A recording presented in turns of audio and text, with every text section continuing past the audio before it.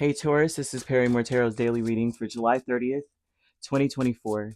This is for Taurus. Last shuffle for Taurus. Let's see what's going on, Taurus. So we have angels of the four directions and we have deserving.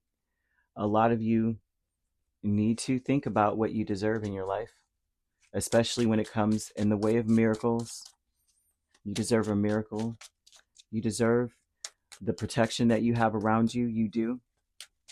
Okay, that's another thing you may be saying. What did I do to deserve this? Am I worthy of something? Some of you may be questioning whether you're worthy. And then also too, you may be questioning whether you do have angelic help, whether anything, like, is anything out there? Is anybody out there? Am I all alone out here? Some of you may be questioning that. Some of you don't even know what you deserve in your life. Some of you need to be questioning this, really questioning this with the moon with it. That says you don't know. What do I deserve? I'm not sure. Some of you may be dealing with a lot of deception, a lot of betrayal, a lot of abandonment. Angels of the four directions is the Two of Wands, Seven of Swords, Eight of Cups, and Temperance. Some of you are shoring up, gearing up, preparing for the worst, preparing to be betrayed or to be let down or abandoned. Some of you feel rejected. Some of you feel like you're no, and I mean, and I hear that, I heard this in my head, and I don't want to say it, but I'm going to say it because Spirit will make me forget every word until I say it. But they're saying, some of you may feel like God's reject. Like, why would ooh, that hurts. Some people, oh, that hurts. With this energy, this tells me that you may feel like you got baited and switched on with blessings sometimes, in life. This would tell me also that they want you to be patient, that looks can be deceiving. Very patient. Okay, the angel of temperance is a profound angel of balance, of supreme balance. It's the highest form. If this is a relationship that you're dealing with, it's the highest form of complicity, of coming together, of why are they telling me symbiosis? And that's probably not the right word, but that's the word I'm hearing. So I want to Google it now, but symbiosis, people. But they want you to, and it's funny because you say the word, you hear the word, and you kind of have a good idea of what fundamentally what that word means, but it's like maybe that's the perfect word when you really look at the actual dictionary description of it. However it goes, they're saying that if you're patient, right, and you don't give up, and you choose a path, the path that you may feel like, if you have two choices, okay, paths, choices, whatever, people, Spirit is saying that the one you should walk away from and walk towards is deceptive. You won't recognize it as the right path for you right off the top. Like, you won't see that that's the right way to go. It would look, um I don't know if any of you have ever read the book I mispronounce this word all the time, but Celestine Prophecy, I don't know. James Redfield. I read the book so many times as a teenager because a neighbor of mine was just, and she loved this book, and she was like, you gotta read it. I was like 15. I read it, and I didn't understand it very well. Read it again a couple of times because I was in a different place at the time, right? And it talks a lot about paths and about how we have a very strong spiritual connection to this place that we call home, this world, and how you instinctively, your spirit knows the right path. So what it was speaking about was how you fork in the road. The one path, it's like, obviously you would go on the paved road, right? There's a paved road, there's a dirt road. Dirt road has all kinds of brush. You hear all kinds of wild animals on that side. You're like, I'm definitely not going down that path. Like, really, no.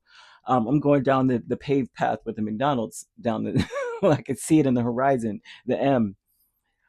Um, but for some reason, the dirt path is brighter, greener. It vibrates to you. You almost see like a mist, like a beautiful rainbow mist off of that side, and you're more drawn to that side than anything else, not knowing that instinctively you don't know. You're just like, I don't know why, but that path that seems like the worst one is the one I should go down. Not knowing that on the right, going down where, the paved road, right, where there's civilization, there's so much danger. You don't know ahead, but it seems right because visually and what you know of what safety is, that would be right. But you go down the other way, and it's not only a shortcut, but it's led you to some beautiful, like a treasure chest or something. It's led you to the pot of gold at the end of the rainbow.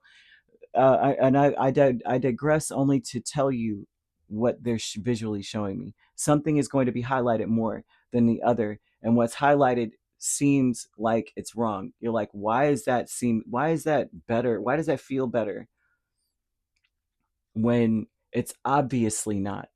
So they're telling you that the right path for you seems wrong. Deserving is the moon and King of Cups. You deserve to live, to exist. Okay, that's where this is coming from. Open, to be able to live openly and to exist with deserving. The moon oftentimes speaks of like illusion, right? You deserve to at least have the desires of your heart, the righteous desires of your heart, to be fulfilled. The King of Cups is like it's like there's not so much fluctuation, right? You deserve for things not to be fluctuating up and down. Like you just happy, you're open, instead of it being up and down. You don't know how do I control my emotions in a tumultuous environment. You don't, right?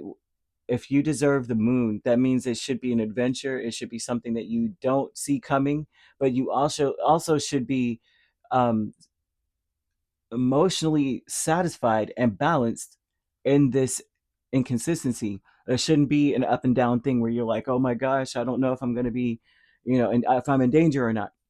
I hope I'm making sense. I know this is all over the place because they're giving me this like deep, ethereal vision. And I'm like, how do I say this without sounding like you know what I mean? I know y'all know what I mean. I hope you do because I'm at a loss for words here. I have to just say what they're showing me. The honoring path is 10 of Swords and 3 of Swords, and this is speaking about you need to end things around you that are breaking your heart. You need to cut things off. The right thing to do is to sever ties with things that are really breaking your heart. You have no choice in this matter. It's almost to the point where they're saying you don't have a choice. Something is hurting you. Someone is betraying you. Someone is really stabbing you in the back. Or something is really, you could be betraying yourself by choosing a path that you know already isn't good for you. And it's time to stop it. The 10 of Swords is always about stopping it. It's like that's the most amount of swords somebody could be stabbed, and it's done now. Okay, that's it. Right. They're almost speaking of, it's time for you to make better choices for yourself. Not to say that you're not making good choices for yourself, but you may be choosing a path that is hurting you more than it's helping you. And so we have loving woman here, the Sun and Ace of Swords. This is not gender specific. This is a person that you see right through. This is someone who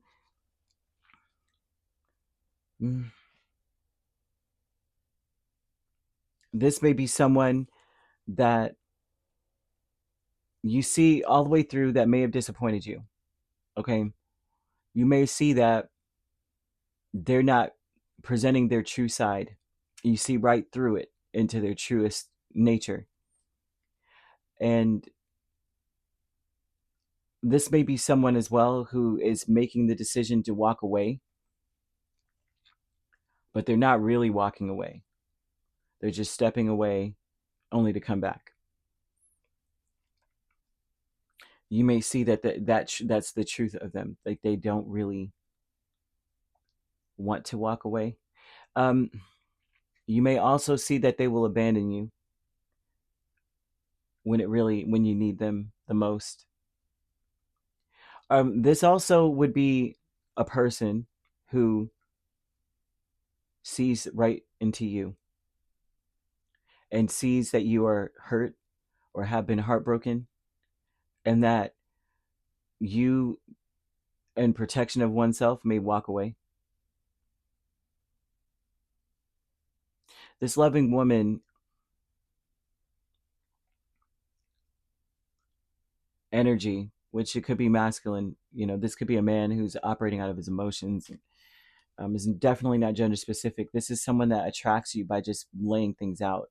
They're very blunt, honest. The way that they attract, they there's two choices in front of them, and they may be focused on the blunt truth, even if it hurts. I'm seeing that for them.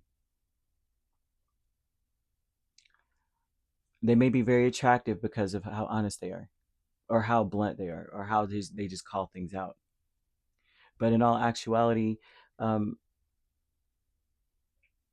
it's like they're wanting to lance a wound so that things could be healed. They may walk away to come back, but to walk away so that you are able to face something as well. Like you need to face something about maybe abandonment issues or betrayals, self-betrayal. Because you deserve to be happy, you deserve to be open, you deserve to be going down a path that may it's almost like they're saying that your inner compass needs to be recalibrated. Like you've got to focus on not what intellectually seems right, but what feels right to you.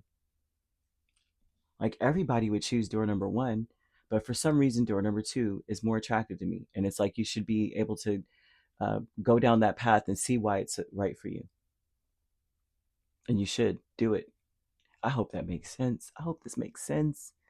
I really do, golly, because it's obvious to me visually, but saying it is a whole nother thing. Spirit, I hope I did you justice. I really do.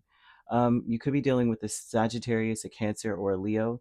We also have Pisces or Scorpio, so you could be dealing with a Cancer Leo cusp or a Scorpio Sagittarius cusp. And if you're not dealing with those signs could also be in your chart.